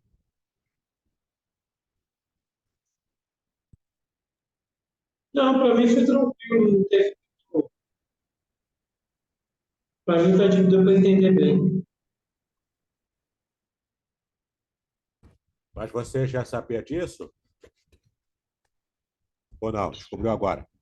Não, já tinha ouvido falar, ano passando. Eu tô mais revelado, eu tô mais a cabeça saindo fumaça, lá com o objeto direto, verbo, os outros palavras, referência ao O verbo, eu já tinha relativo. ouvido outras coisas, mas esse Tá, aqui está me queimando aqui a bucha. beleza. Então tá bom. Então, a explicação é essa. Você viu aqui o Asher. Você entendeu por que eu me lembrei da passagem e toda essa explicação, né? O Asher aparece muito na Bíblia, tá? Inclusive na expressão eu serei o que serei, que é uma composição do que mais tarde, né, ficou revelado lá, o tetragrama sagrado, o nome de Deus, tá? Asher, portanto, é o relativo, o nome relativo. O nome relativo que é invariável em gênero e número e participa mais da natureza de uma conjunção do que da natureza de um pronome propriamente dito, tá? Mas mesmo assim é considerado pronome relativo, porque em português, quando traduz, é o pronome relativo, né? Não serve, por isso, de sujeito nem de objeto na cláusula em que aparece, tá? Ele é apenas um relativo mesmo. Devendo vir nessa cláusula um outro pronome que indique o sujeito ou o objeto direto, que se refira ao antecedente, como vemos em Gênesis 45, 4, né? E essa frase que está aqui, que é de Gênesis 45, 4. Ani, Yosef, Ahihem, né? Ahihem, Asher, Mekaretem, Oti, Mitzrayim. Aliás, eu confundi com o Egito, né? Mitzrayemá, tá? E termina aqui com essa frase: Eu sou José, vosso irmão, né? Vosso irmão. Beleza, Marcos? Fala aí. Além de toda essa complicação, aí, nesse exemplo, o sujeito está aqui, está bem claro, né? Mas ainda pode acontecer dele vir subentendido, é isso? Isso, no caso aqui, eu. Só para No caso piorar. aqui, o eu está aqui. O eu Está explícito, beleza. tá Mas explícito. pode vir subentendido. Pode vir subentendido sem o ani. Tá Marcado bom. com o sufixo de primeira pessoa do verbo. Tá? Ok. Pode acontecer isso. Então, beleza. Então, ó, eu sou José, Ani Yosef. O verbo ser está implícito por causa do próprio verbo raiar, que faz referência ao nome de Deus. No hebraico bíblico, raramente aparece o verbo ser na primeira pessoa do presente. Tá? Então, eu sou, você bota o sou no português, porque para fazer sentido a frase, mas o verbo ser, o verbo raiar, não aparece no hebraico bíblico, tá? Por causa da referência ao nome de Deus. Então, eu sou José, o vosso irmão, tá bom? Que enviastes vós, que vós enviastes, tá? Oti, né? No caso, é o que aparece aqui, o Oti, né? A mim, né? Para o Egito. E, de fato, ó, Mitzrayimá, né? Aqui é uma referência ao Egito, tá? No uso vulgar, porém, veio a se dispersar este pronome retrospectivo sempre que possível. Razão pela qual talvez Asher veio a ser considerado como pronome relativo, porque de fato, né, o Asher é o que, tá? E você vai sempre traduzir como que, é um pronome invariável, tá legal? Muito bem. Formas inseparáveis. Bom, você vê que já estão quase no final aqui da lição, mas ela é um pouquinho mais extensa do que a anterior, né? Formas inseparáveis, então, do relativo, né? O relativo aparece em formas inseparáveis e abreviadas também, porque o Asher é a forma separada do relativo, é a forma isolada. Então, aparece o Asher isolado e depois a palavra fora dela, né? Agora, o relativo também pode aparecer de forma contracta ou de forma defectiva, juntada ou jungida a uma outra palavra, né? Colada a uma palavra. É o caso aqui, né, do shim, tá bom? Que pode ser com o segol, o shin segol e o dagesh, ou o shin serê sem dagesh, tá? Veja aqui, olha como é que tá. O relativo aparece em formas separáveis e abreviadas, né? É o she ou she, tá? Levando dagesh para a letra seguinte, sendo provavelmente explicadas essas formas pela queda do aleph e pela assimilação do resh. Exemplo, Sheli, tá? Sheli já estudamos, né? O li já estudamos, que é uma das preposições inseparáveis, certo? E she, o i, é a primeira pessoa, é uma referência à primeira pessoa, e o she é o que, de forma inseparável, tá? Então, Sheli é que é meu, né? O verbo ser está implícito. Então, o que é meu, ou o que é para mim, né? Porque o lê, a preposição lê, é para, traz essa ideia de movimento. O i é a marca da primeira pessoa, é o sufixo de primeira pessoa. E o che é o relativo de forma contraída, de forma abreviada. Então, uma única palavra é uma frase inteira com o verbo implícito, que é meu. Tá vendo? Praticamente uma frase inteira, né? Desmembrado aqui nessas três consoantes. Entendeu ou ficou confuso? Diga aí. Deu para entender? Tá tranquilo? Mais ou menos. Vamos sentar para estudar. Posso tocar o enterro ou não? Estamos quase no final da lição, tá? Quando faz exercício, sempre facilita, sempre ajuda, tá? Enquanto não faz o exercício, fica muito no ar. Quando mete a mão para fazer o exercício, aí começa a sedimentar o conhecimento, tá? Sempre olhando aqui na gramática e tendo pergunta, faz contato comigo, tá bom? Tópico 7 aqui, ó. Introduzindo uma causa também, né? O Asher, de forma completa, né? Pode também introduzir uma ideia de causa, uma causalidade, tá? Quando o Asher introduz uma causa, pode significar aquele que, ou aquele que para a pessoa e aquilo que para coisas, né? Tanto no nominativo, que é o caso sujeito no grego, né? O nominativo no grego é o caso sujeito, como no acusativo, que é o caso do objeto, tá? Nesses casos, pode vir precedido de preposições e de it, que é a marca do objeto direto. Então, se for o caso do acusativo, que é o caso do objeto, né? Vem com o it, no hebraico. Se for nominativo, que é o caso do sujeito, pode vir precedido de qualquer preposição sem o it, né? Porque o it é apenas marca do objeto. Tá bom? Então, o Asher também pode ser a introdução de uma causa, de uma causalidade, ou seja, eu caí porque tropecei, né? Então, a causa da queda foi o tropeço. Então, essa ideia de causa, de causalidade, o Asher pode ser também marca dessa ideia no hebraico. Tá legal? Acontece também a última cláusula aqui, ó, a omissão do relativo. O relativo é omitido quando não faz falta ao sentido.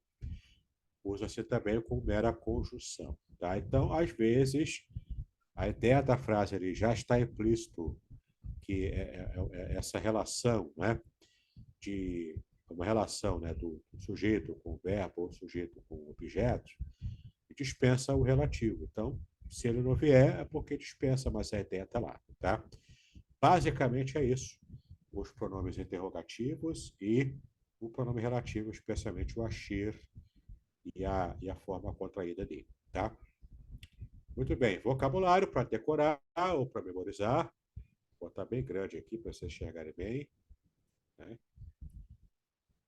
Então, vamos ler. Vocês têm que ler. Tem que ter sempre leitura para não ficar catando milho o tempo todo.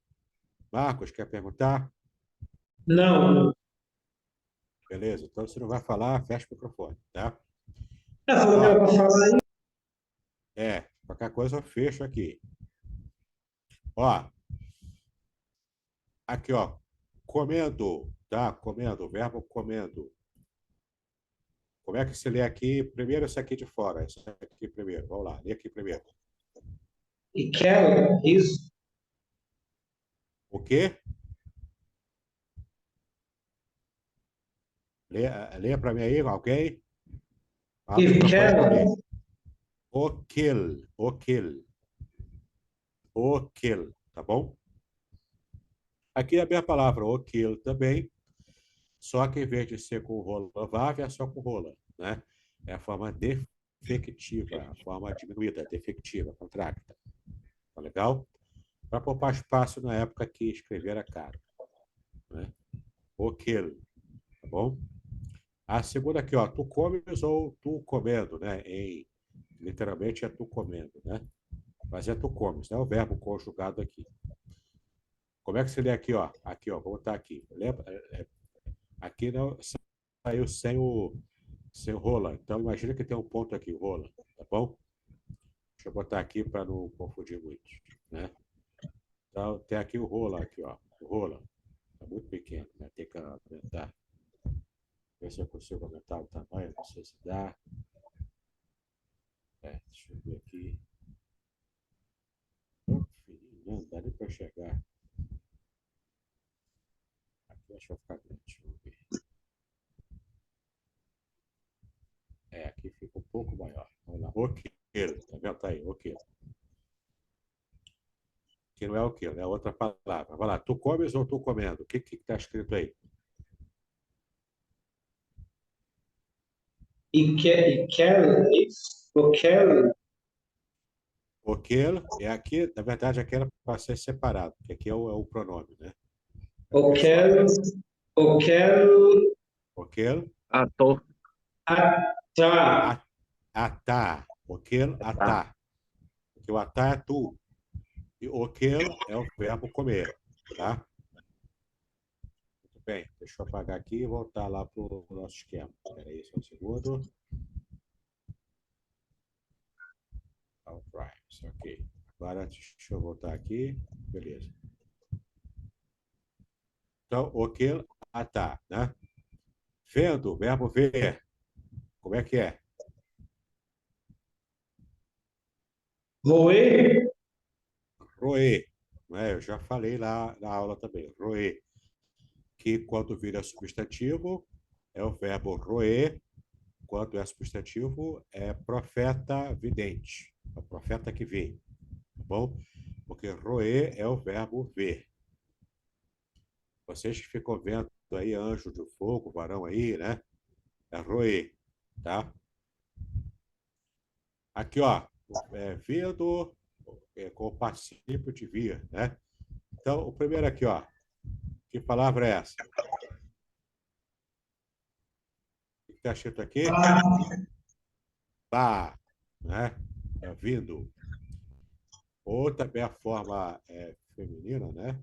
Do verbo é barra, baar, tá bom? Baar é o verbo, é a forma feminina, né? No particípio.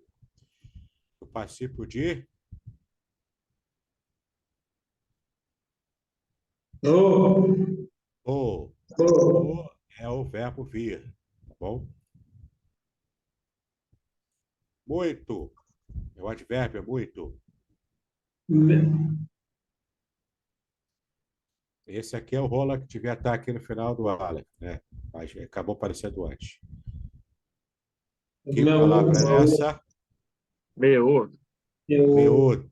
Meut é muito, é o advérbio muito, tá? Meut. Ali, lá onde? chamo, Cham. Cham. Fazendo.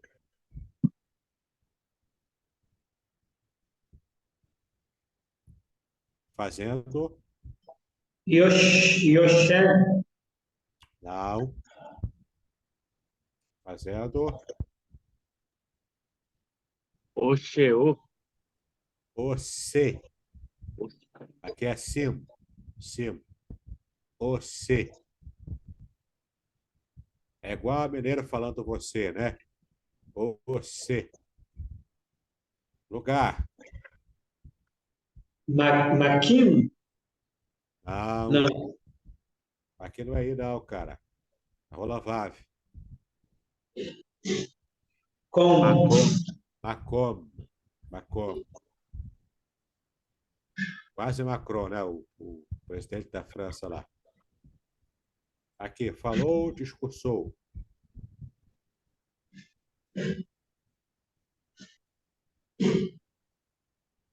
Falou, de, de, discursou. de vara, é isso? Não, não é o que está escrito aí, não.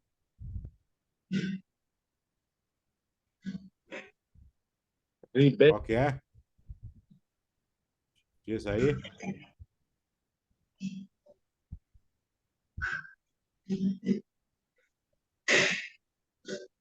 Diber. Diber. Tá? Aqui é o serê. Diber. Falou, discursou. Lendo. Lendo. Como é que é hebraico? Lendo.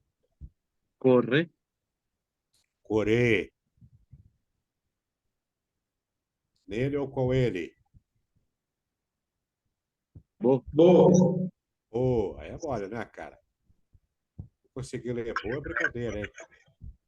Meninos. E, e, e lá, Eladim. Eladim, né? Eladim, meninos, no plural. Lembra que o el é marcador plural, né? Ele que outro mention fit. Marca do plural masculino. Para onde? Aná, Una. Aná. Então, maná é o que e para onde. Tá vendo? A marca, literalmente, é isso. É o que e para onde, né? Maná. O que é isso? Né? Que coisa é essa? Coisa estranha é essa? Para lá. Chamar. Chamar. É para longe, né? Para lá. Vai para lá, vai para lá. É igual o Silvio Santos falando, né? Vá para lá, vá para lá. Chamar. Nela. Bar. Par, né? Nela. E por fim, árvore. Eles. Its. Tá bom?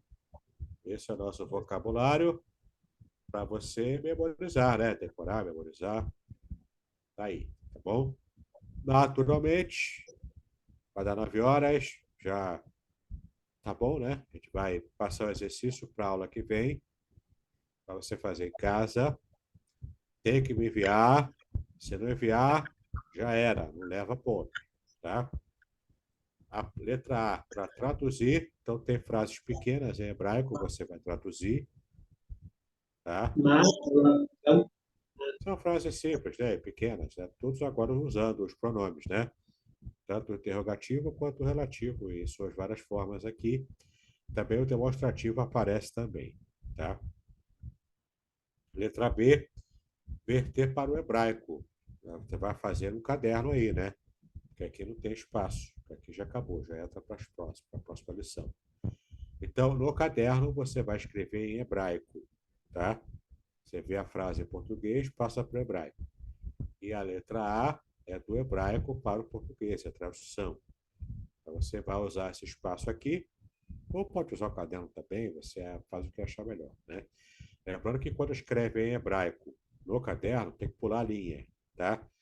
Você pula uma linha, por exemplo, você começa escrevendo aqui a primeira linha, aí vai puxar para baixo aqui as vogais. Então, você pula essa aqui e continua na próxima, né? Para poder ter espaço de escrever. Então, no caderno é mais tranquilo, né? Ou se for uma folha ofício, sem pauta, se você conseguir escrever retinho ali, melhor ainda, né? Que aí a pauta não confunde. Tá legal? Perguntas? Tudo tranquilo?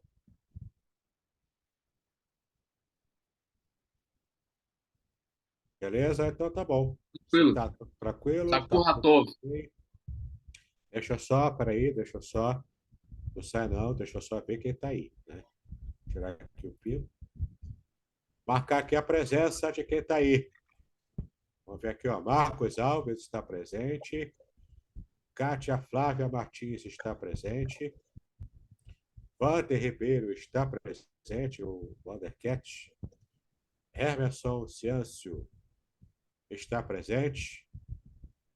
O Edgar Martins estava presente, mas deve ter caído ou saído. Mas ele está presente. Então, todos aí. Deus abençoe a todos. Shalom. Shalom. Agurra Tov. Laila Tov. Shalom. Shalom. Shalom.